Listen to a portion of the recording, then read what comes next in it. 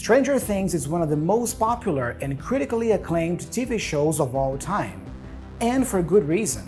It's a perfectly crafted blend of horror, sci-fi, and coming-of-age drama with a cast of characters that you can't help but love and care about.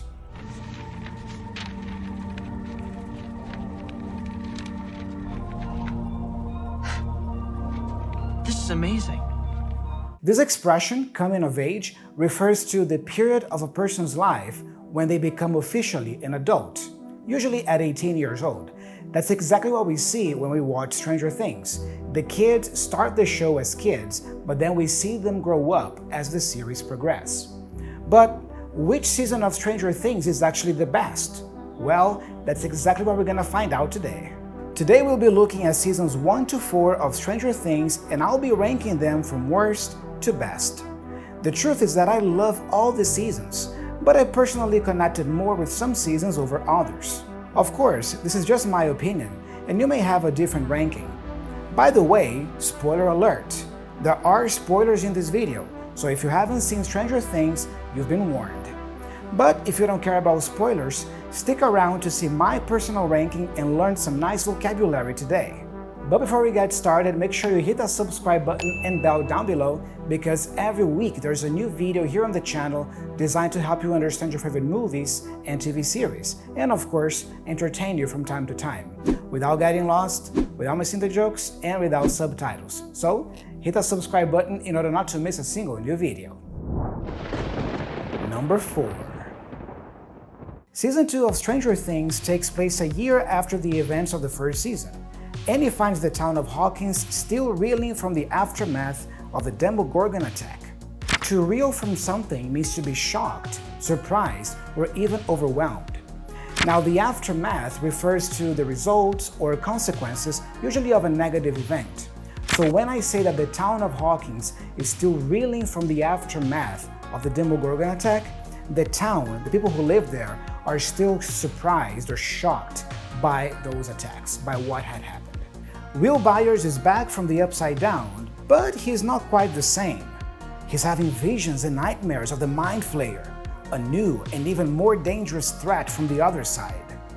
Meanwhile, Eleven is trying to adjust to life back in the real world, but she's struggling to control her powers.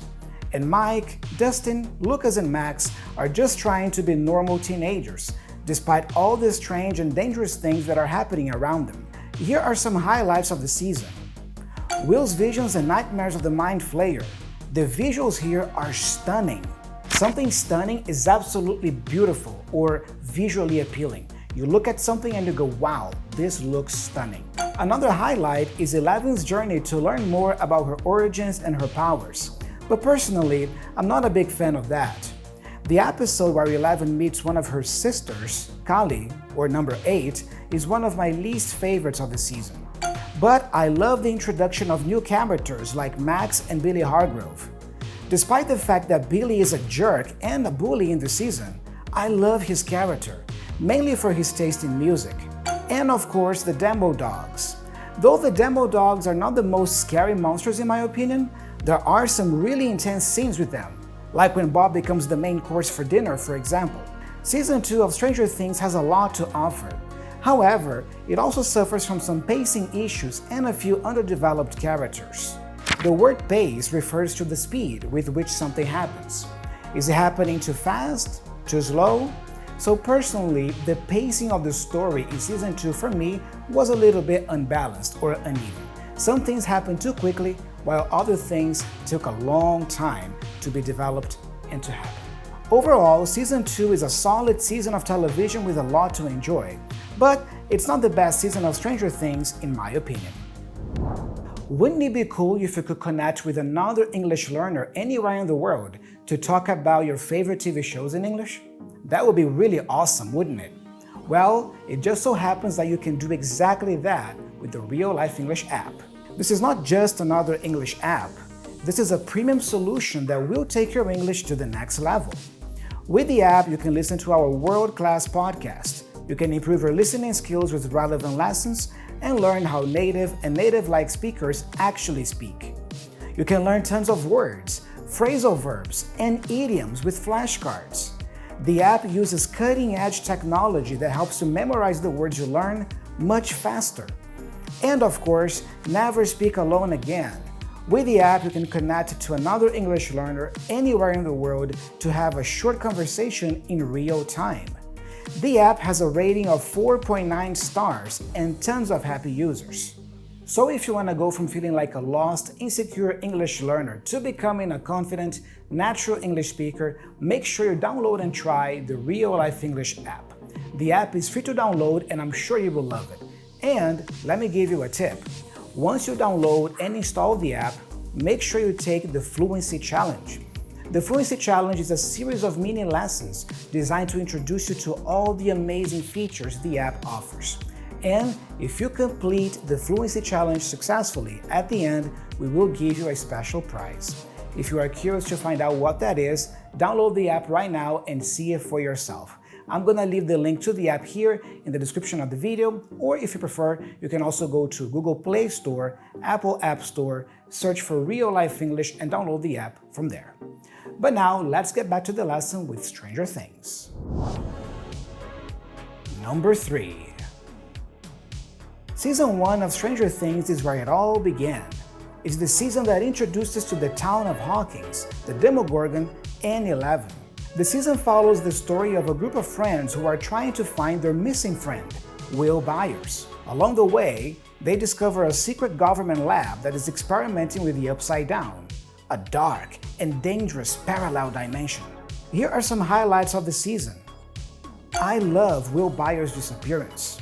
The first 8 minutes of the first episode are just great. Watching Will Byers running from a mysterious creature and then vanishing really keeps you on the edge of your seat. If a movie or TV show keeps you on the edge of your seat, you are really invested in it. You are literally sitting on the edge of your seat because you are so enthralled, so connected with that show that you want to keep watching it. And of course, in this season, we have the introduction of 11. One of the things I love about Stranger Things is that it's surrounded by mystery. In season 1, we are introduced to this girl who has special powers, but we have no idea who she is or where she comes from. And finally, the battle against the Demogorgon at Hawkins' lab. Watching 11 use her powers to defeat the Demogorgon is definitely one of the highlights here. Season 1 of Stranger Things is a masterpiece. It's perfectly paced with suspenseful storytelling and well-developed characters. From a technical standpoint, I can understand why some people might consider Season 1 among the best or the top seasons of the show. But personally, when I watch a show or a movie, yes, execution and technicality is important, but I also want to be entertained.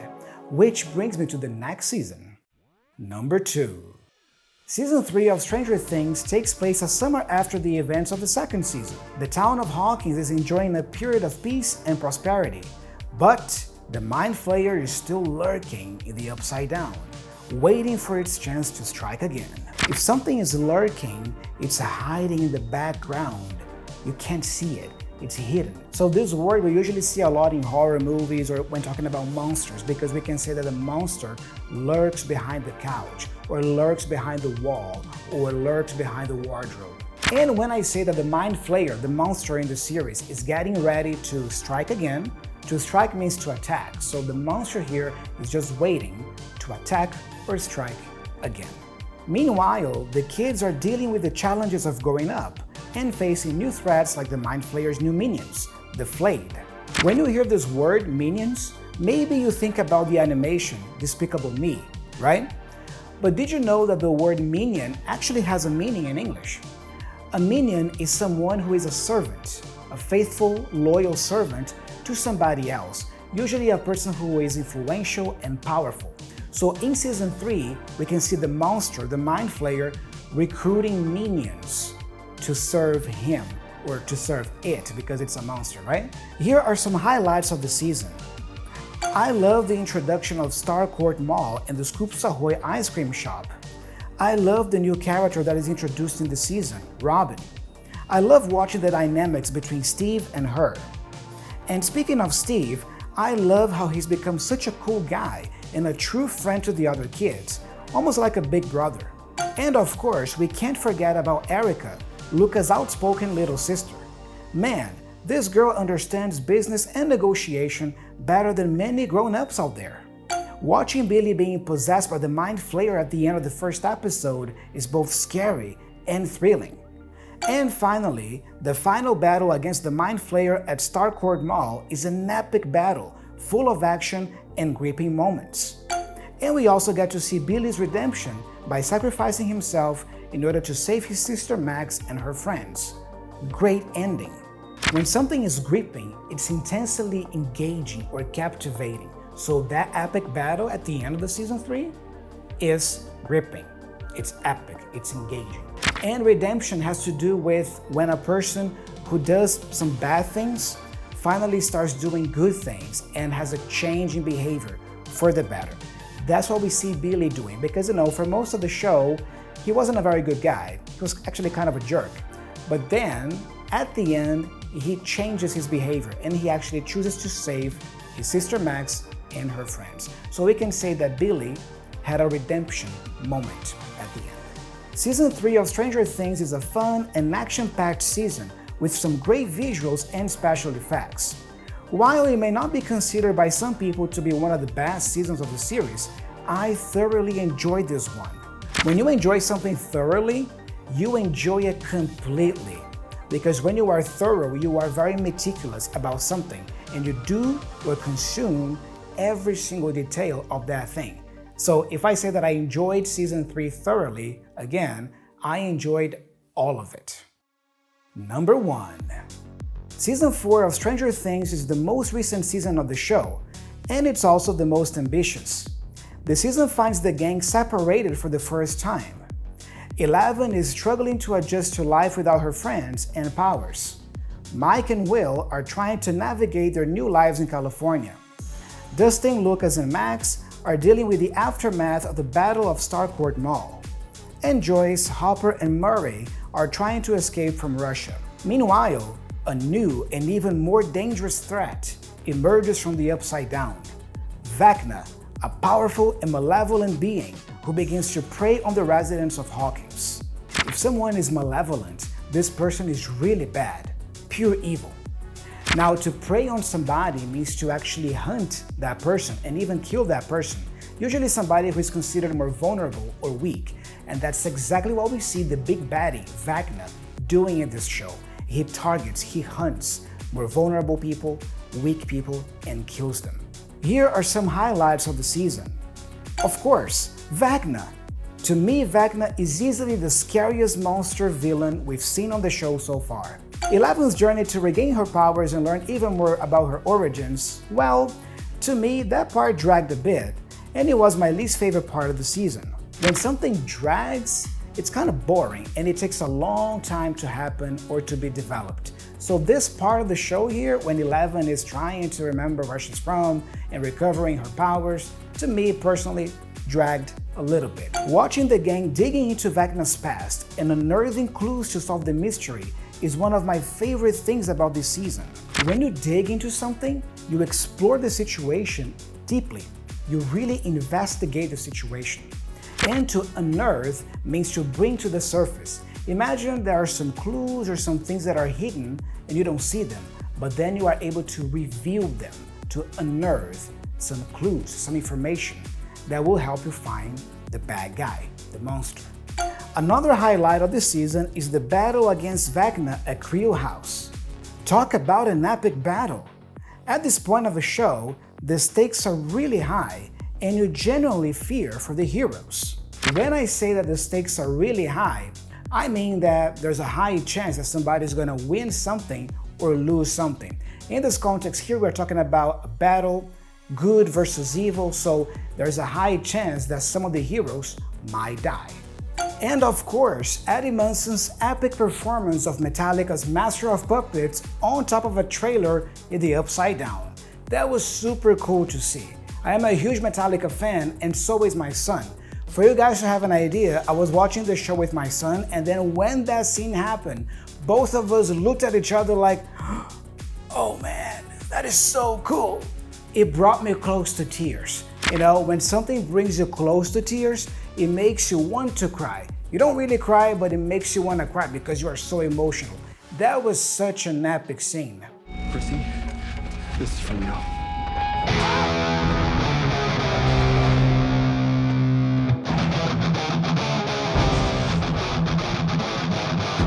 The season also introduces some great new characters, such as Eddie Munson and Argyle. I was really sad to see Billy killed off in season 3, but Eddie Munson comes in to fill that role of the crazy rocker dude masterfully.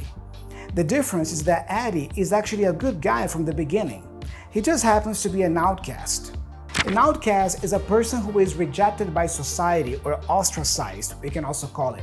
It's a person that just because the person behaves differently or looks differently, society, groups of people, they don't really accept that person, so they kind of reject that person. We can call that person an outcast. It's also important to mention that in this season, we have the Hellfire Club. The Hellfire Club is a club for a group of students who are seen as outcasts or not the popular cool guys at the school, and they get together to play a very famous game called Dungeons and Dragons. It's interesting because in the show, well, the story happens in the 80s. Apparently there was a lot of stigma or prejudice against that game because some parents, some teachers viewed that game as a satanic game or a satanic cult. With all its great things, Season 4 is also the longest season of Stranger Things, and it can feel a bit bloated at times. If something is bloated, it's full, swollen. So when I say that this season feels bloated sometimes, it feels like there's too much information, too much going on. Still, even with these faults, I still rank Season 4 as my favorite so far. It's not a perfect season, but there's so much I love about this season that it makes up for it. So there you have it, my personal ranking of the 4 seasons of Stranger Things, ranked from worst to best. But now I want to hear from you. Have you seen the series? If so, what is your personal ranking? What are your favorite seasons in order? Let me know in the comment section below, I am curious to know. Guys, great job, you've made it until the end of the lesson. You rock, yes. Don't forget to like this video, share this video with a friend who's also learning English and who loves Stranger Things, and don't forget to subscribe to the channel in case you're not a subscriber yet. And if you want to keep learning English while having a ton of fun, check out this next lesson. See you soon. Not in the upside down, but hopefully in the, real world, yeah, as we are here today. All right? Take care. I love Stranger Things so much because I think that Stranger Things is a delightful treat to people like me who are 80s kids and who have a soft spot in their hearts for that decade, for the 80s decade. This is a show that I would say pays homage to the 80s and 80s pop culture, movies, music, everything about it. So it's almost like a time machine